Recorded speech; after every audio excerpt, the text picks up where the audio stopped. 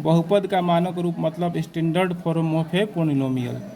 इसका डेफिनेशन हिंदी में, जब किसी बहुपद में उपस्थित प्रत्येक पदों को उनके चरों के घातों के आधार पर जब किसी बहुपद में उपस्थित प्रत्येक पदों को उनके चरों के घातों के फिर से मैं पढ़ रहा हूँ। जब किसी बहुपद में उपस्थित प्रत्येक पदों को उनके संगत चरों के घातों के आधार पर बढ़ते या घटते क्रम में सजाने के उपरांत सजाने के बाद जो परिणामी बहुपद हमें मिलता है वह उस बहुपद का मानक रूप कहलाता है या मानक रूप में होता है। जब किसी बहुपद में उपस्थित प्रत्येक पदों को उनके संगत चरों के घातों के आधार पर बढ़ते या घटते क्रम में सजाने के बाद जो परिणामी बहुपद हमें मिलता है वह उस बहुपद का मानक रूप कहा जाता है। इंग्लिश में definition, if we arrange each terms of a polynomial on the basis of powers of their corresponding variables, then resultant polynomial is called standard form of that polynomial. If we arrange each term of a polynomials on the basis of powers of their corresponding variables, then resultant polynomial is called standard form of that polynomial.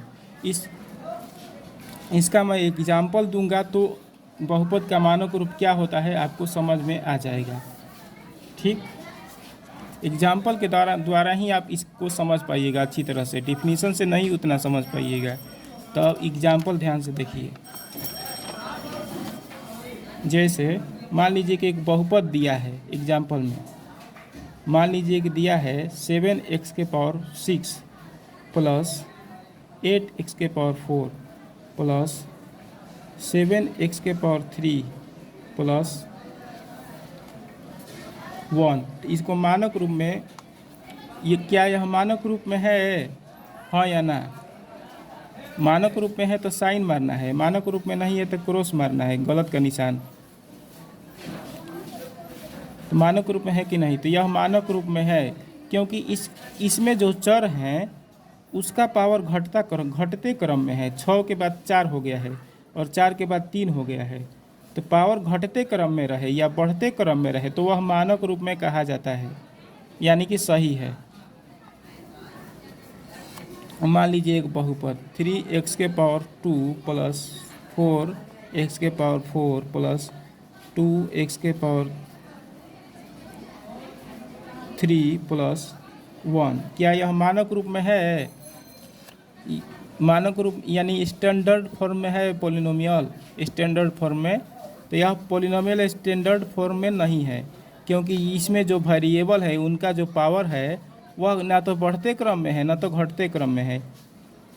यानी कि 2 के बाद 4 हो गया, 2 के बाद बढ़कर 4 हो गया, फिर 4 के बाद घट जा रहा है, पहले बढ़ रहा है, 2 के बाद 4 हो गया, फिर 4 के बाद 3 हो गया, यानी कि पावर न तो बढ़ते क्रम में है न तो घटते क्रम में है।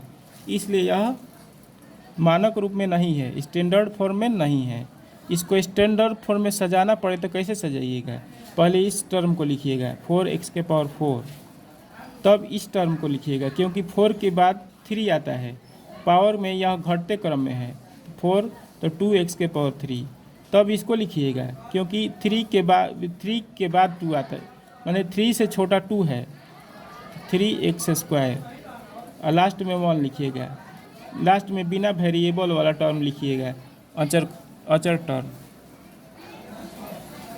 अब इसको देखिए 3x⁵ plus 4x⁷ plus 3x² plus 5x⁸ plus 2, क्या यह स्टैंडर्ड फॉर्म में है? क्या यह मानक रूप में है? तो आप कहिएगा कि यह मानक रूप में नहीं है क्योंकि यहाँ पावर न तो बढ़ते क्रम में है, जो इसमें वेरिएबल है, चर हैं, उनका पावर न तो बढ़ते क्रम में है न तो घटते क्रम में है, क्योंकि 5 के बाद 7 आता है, माने बढ़ गया है, 5 से बढ़कर 7 हो गया और 7 से फिर घट जा रहा है, फिर 2 के बाद 8 हो गया है, यानी कि पावर न तो घटते क्रम में सजा है न तो बढ़ते क्रम में सजा है। ठीक, इसको अगर यह मानक रूप में नहीं है, यह जो है मानक रूप में नहीं है।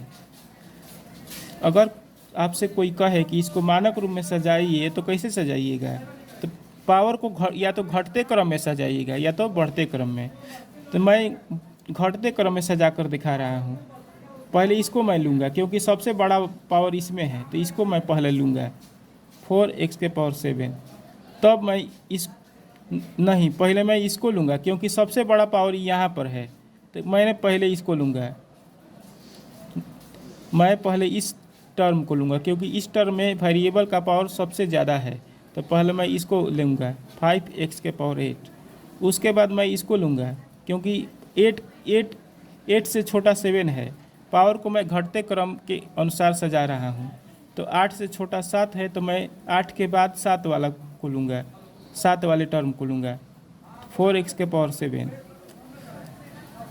फिर इसको मैं लूँगा 3x⁵, क्योंकि 7 से छोटा 5 है। मैं पावर घटते क्रम के हिसाब से उसका स्टैंडर्ड फॉर्म सजा रहा हूँ, स्टैंडर्ड फॉर्म में कर रहा हूँ। उसके बाद मैं इसको लूँगा क्योंकि 5 से छोटा 2 है, 5 से छोटा, तो 3x⁴ मैं लूँगा। लास्ट में बिना वेरिएबल वाला टर्म ले लूँगा, मतलब कांस्टेंट टर्म लास्ट में ले लूँगा 2। यह मानक रूप में सज गया। इसको आप ऐसे भी उल्टा कर दीजिएगा तो मानक रूप में कहलाएगा। जैसे इसको पहले लिखिएगा 2, फिर इसको लिख दीजिएगा 3x², फिर इसको लिखिएगा, इसको उल्टा कर देना है, फिर इसको लिखिएगा 5x⁴। यह भी मानक रूप में है, लेकिन इसमें पावर बढ़ते क्रम में है। यह भी मानक रूप में है, लेकिन इसमें पावर घटते क्रम में है। तो ज़्यादातर हमको इसी रूप में, मानक रूप में पढ़ना है। कोई भी गुणनखंड का सवाल आप बनाते हैं तो मानक रूप में घटते क्रम में पावर दिया रहता है। जैसे दिया रहता है 3x² + 2x + 1, तो पावर क्या है, घटते क्रम में है। तो ज़्यादातर हमको घटते क्रम में ही पढ़ना है, लेकिन यह जानना ज़रूरी है कि मानक रूप में कितने तरह से हम मानक रूप को लिख सकते हैं। तो 2 तरह से लिख सकते हैं, एक घटते क्रम में भी लिख सकते हैं, एक बढ़ते क्रम में भी लिख सकते हैं, लेकिन इसी को ज़्यादातर पढ़ना है, इसी के बारे में। ठीक, अब देखिए एक और क्वेश्चन देखिए। मान लीजिए दे देगा कि 6x⁻10 + 5x⁻9 + 3x⁻11 + 4x⁻8 + 3x⁻12 + 5। इसको कह देगा कि क्या यह मानक रूप में है, क्या यह स्टैंडर्ड फॉर्म में है, तो कहिएगा नहीं है, क्योंकि वेरिएबल का जो पावर है न तो घटते क्रम में है न तो बढ़ते क्रम में है, क्योंकि 10 के बाद 9 आ रहा है, क्योंकि 10 से छोटा आ रहा है पावर, और उसके बाद फिर बढ़ जा रहा है, 9 से बढ़कर 11 हो गया, फिर 11 से घट जा रहा है।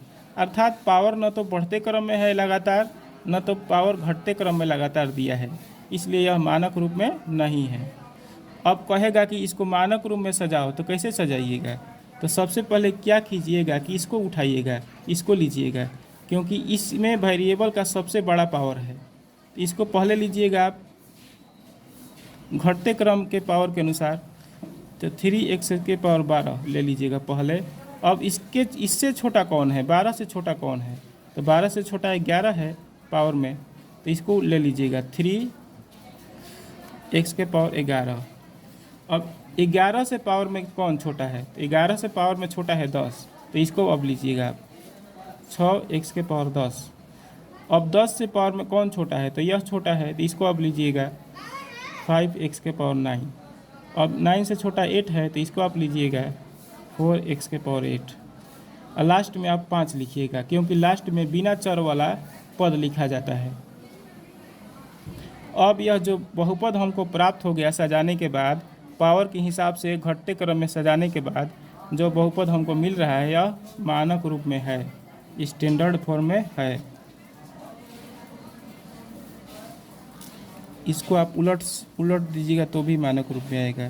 5 + 4x⁸ + 5x⁹ + 6x⁻10 + 3x⁻11 + 3x⁻12, यह भी मानक रूप में है, लेकिन यह मानक रूप में पावर के बढ़ते क्रम के हिसाब से है।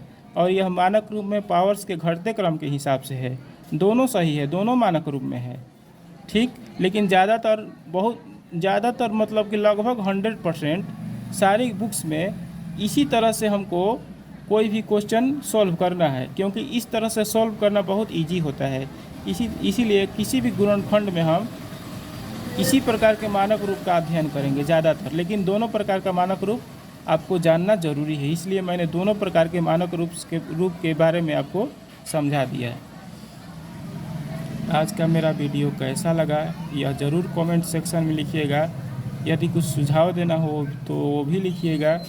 यदि वीडियो आपको अच्छा लगा हो तो लाइक एवं शेयर ज़रूरी करिएगा और मेरे चैनल को सब्सक्राइब अवश्य करिएगा।